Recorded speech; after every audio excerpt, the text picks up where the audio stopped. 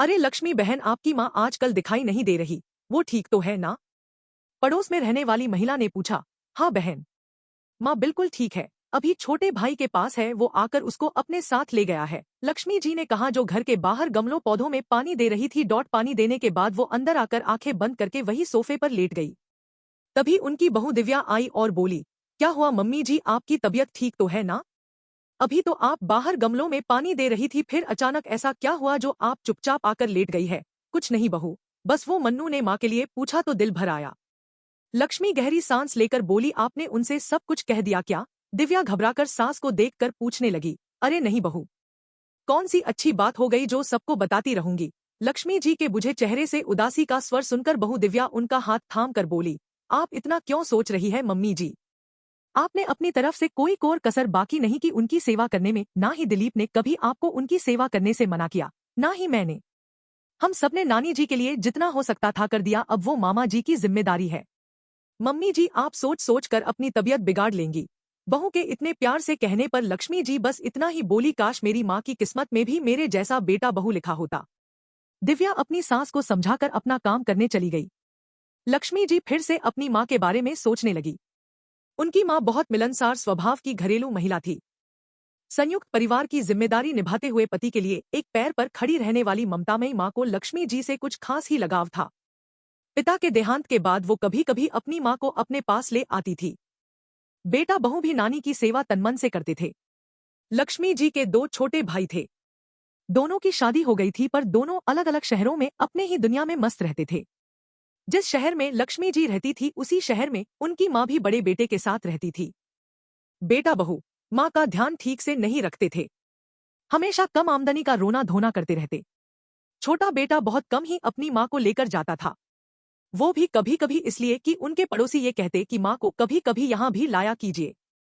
उसकी बीबी भी उसकी बीबी भी सास का ध्यान नहीं रखती थी। बेचारी सीधी और भोली माँ जो रूखा सूखा मिलता खाकर चुपचाप एक कमरे में पड़ी रहती थी। किसी से मिलने नहीं दिया जाता था। ऐसे में लक्ष्मी जी की माँ का मन वहां नहीं लगता था। वो अधिकतर अपने बड़े बेटे के साथ रहती थी। इसकी मुख्य वजह यह थी कि ये घर लक्ष्मी जी की माँ के नाम था, जहां वो शान से रहती थी कि ये सोचकर कि ये मेरा घर है। गांव के जमीन से कुछ उपज के पैसे आ जाते थे और यहाँ घर का एक कमरा किराए पर देकर उनके पास पैसे हो जाते थे, इसलिए वो यहाँ से कहीं जाना नहीं चाहती थी। जब उनका मन नहीं लगता तो लक्ष्मी जी अपने पास ले आती थी। सब कुछ ठीक ठाक ही चल रहा था, जैसे तैसे जिंदगी कट ही रही थी कि अचानक से एक दिन लक्ष्मी जी की माँ बाथरूम में गिर गई। कमर और पैर टूट गई, वो निसहाय हो गई। बेटा बहू ज्यादा खर्च करना नहीं चाहते थे, सोचते थे कि जितनी जल्दी ये बुढ़िया मर जाए तो ये बोझ खत्म हो और घर के दो हिस्से कर अपने अपने नाम से घर करवा ले। डॉक्टर ने ऑपरेशन करने के लिए बोल दिया था, पर उनके किसी बेटे को उनके ठीक होने की नहीं पड़ी थी। ये बात जब लक्ष्मी जी को पता चली तो उनसे रहा नहीं गया। उन्होंने अपने भाइयों से कहा, तुम लोगों से माँ का इलाज नहीं हो रहा तो बता देते, ऐसे बिस्तर पर छोड़कर मरने का इंतजार क्यों कर रहे हो? मैं इनका ऑपरेशन करवा दूंगी। लक्ष्मी जी माँ को अस्पताल लेकर गई और ऑपरेशन करवा दिया। पता नहीं क्या सोचकर उनके दोनों भाई बारी बारी से अस्पताल आते और माँ की देखभाल करने लगे। लक्ष्मी जी को लगा चलो इसी बहाने शायद दोनों सुधर जाएं। लगभग 15 दिनों बाद लक्ष्मी जी की माँ को अस्पताल से छुट्टी मिलने वाली थी, पर अभी भी वो खुद से कुछ भी कर सकने की स्थिति में नहीं थी। मतलब नित्य क्रिया के लिए भी अब वो किसी पर आश्रित हो गई थी। लक्ष्मी जी के बेटे ने कहा, नानी को मामा जी लेकर जाएंगे ही ना, जब अस्पताल आ ही रहे थे तो कुछ जिम्मेदारियां उनको भी उठाने दीजिए। आपने ऑपरेशन करवा दिया और बहुत सेवा कर दी उनकी, आपको भी आराम की जरूरत है माँ, तो अब कुछ दिन उनको भी करने दीजिएगा। पर ये क्या, अस्पताल से डिस्चार्ज के बाद उनका वो भाई भाभी जो उसी शहर में रहते थे, अंततः लक्ष्मी जी शहर में रहते थे, आए ही नहीं।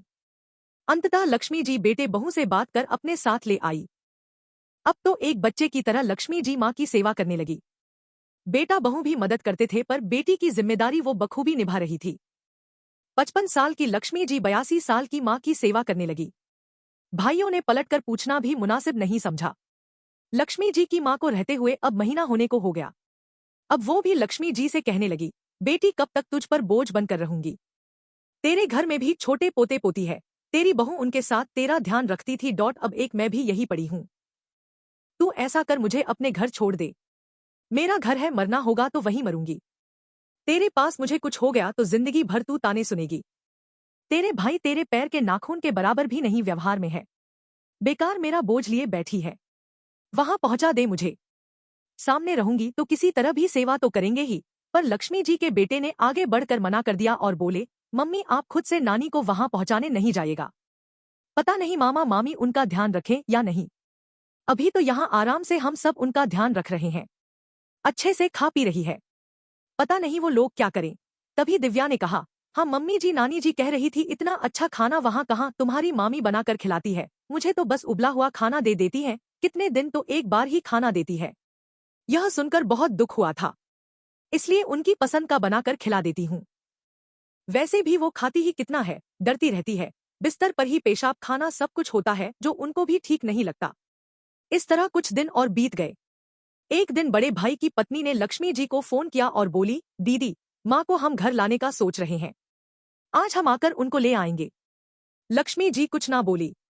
शाम में लक्ष्मी जी के भाई भाभी माँ को लेने आ गए। दोनों माँ के कमरे में गए और कुछ बातें करने लगे। कमरे से फुसफुसाहट की आवाज आ रही थी, पर कोई बात समझ नहीं आ रही थी। जब लक्ष्मी जी कमरे में गई तो उनके कानों में बस माँ की आवाज सुनाई दी, वो कागज मेरे पास नहीं है और जीते जी मैं ऐसा नहीं करूंगी। भाई ने कहा, तुम बहुत गलत कर रही हो माँ, इतने दिन से हम तुमको रखे हुए हैं, फिर हमारे बारे में सोचो, दो बेटियां हैं हमारी, उनके भविष्य के लिए सोचना है। छोटे का क्या है, उसका तो व्यवसाय चल ही रहा है, उसका अच्छी नौकरी है, और मेरी तनख्वाह भी इतनी नहीं कि 5 लोगों का पेट पाल सके, फिर जितना होता है करते ही है। लक्ष्मी जी सुनकर अंदर आ गई और बोली, तुम लोग माँ को लेकर जा रहे हो तो अच्छे से ख्याल भी रखना, उसकी दवाइयां मैं भिजवा दिया करूंगी, पर इसके खाने पीने का ध्यान तुम लोग रखना। तभी उनकी भाभी तपाक से बोली, हम आप लोगों जैसा पकवान बनाकर नहीं खा सकते, इतना पैसा नहीं है हमारे पास, जितना होता है करते ही हैं। लक्ष्मी जी का मन किया कि बोल दे, अपने खाने पीने में कटौती नहीं होता, पर माँ को दूध तक नहीं दे सकती, पर सामने से कुछ ना बोल सकी। वो चाहती तो बहुत थी माँ को अपने पास रखें, पर मजबूरी ऐसी थी कि वो रख नहीं सकती थी। माँ के जाने के बाद लक्ष्मी जी बस माँ की फिक्र में ही लगी रहती थी।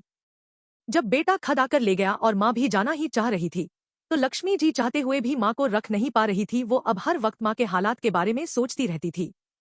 ये देखकर दिव्या ने कहा, नानी से एक बार मिल ही आइए, आपको भी तसल्ली हो जाएगी। दूसरे दिन मन ना माना और वो सुबह ही माँ को मिलने चली गई। बोल कर गई थी कि शाम तक आ जाऊंगी, पर दोपहर में ही वो घर आ गई। लक्ष्मी जी का उदास और आंसू से भरे चेहरे को देखकर दिव्या घबरा गई। क्या हुआ मम्मा जा, नाना ठीक तो है ना? आप तो शाम को आने वाली थी, अभी ही आ गई। दिव्या ने पूछा, क्या बोलूं बहू, मेरे जैसा मायका भगवान किसी को ना दे। आज वहां गई तो पता चला छोटा भाई आया हुआ है, वो माँ को लेकर जाने वाला है। पता नहीं वो ऐसी हालत में कैसे जा पाएंगी। और तो और कुछ देर को लक्ष्मी जी चुप हो गई। तभी उनका बेटा दिनेश भी घर आ गया। अपना माँ का देखकर पूछन लगा, क्या हुआ?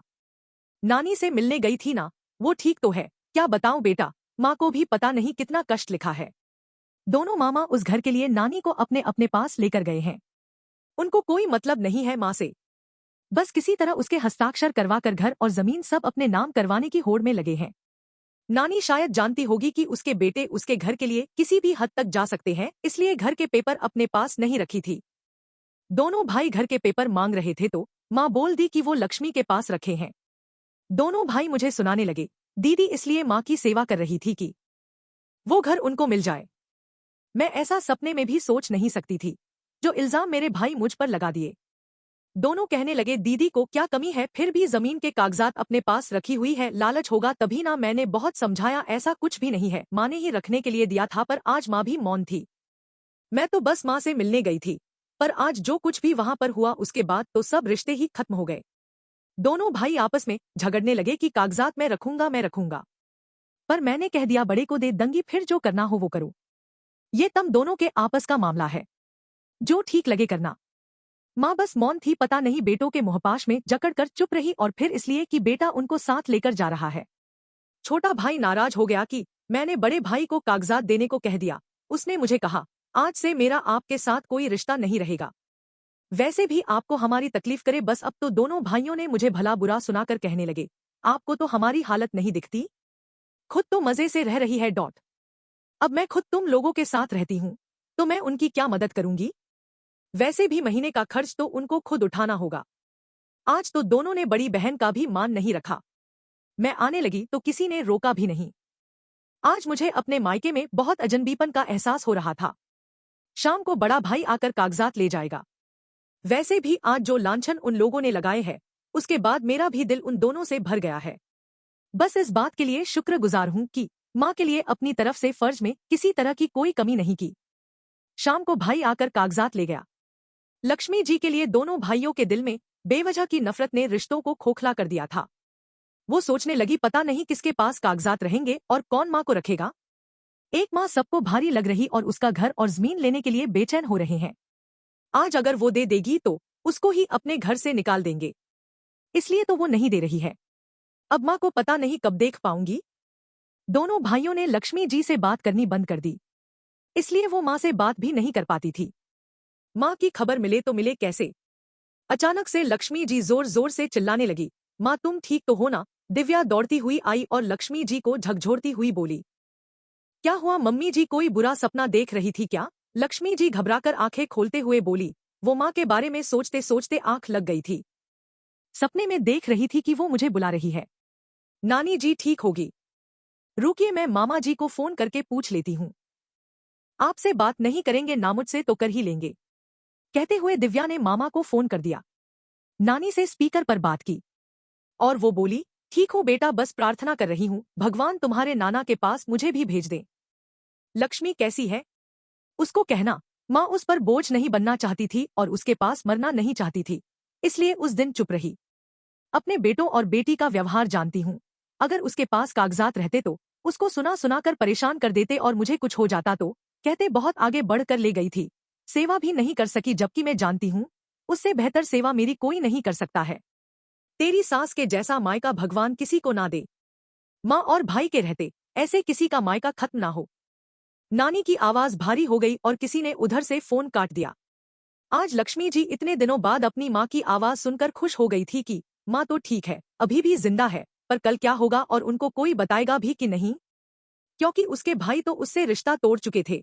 और वो ये सोचती है कि भगवान करे ऐसा मायका किसी को ना दे, और ये सोचकर वो रो देती है और यहीं पर कहानी खत्म होती है। कहानी पूरा सुनने के लिए आप सभी को बहुत बहुत धन्यवाद।